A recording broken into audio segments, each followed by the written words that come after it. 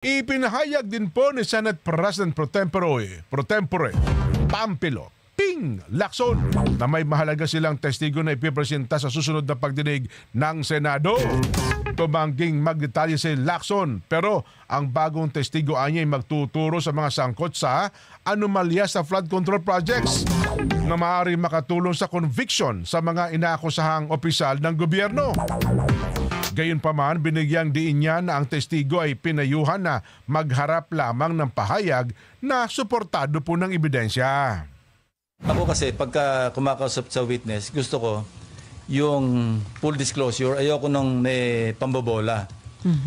Ito yung sinabi ko lang na guidance. First, yung sinabi ko kanina, kung magsasabi ka ng pangalan, siguraduhin mo meron kang backup document. Pangalawa, walang maipapangako sa iyo na siguradong state witness or ito yung mga options. Pwedeng ma-discharge as a state witness. Second, pwede kang makonvict with restitution pero magkaroon ng probation. Another option, pwede kang makonvict, may restitution pero makulong ka, shortened yung jail term because of plea bargaining.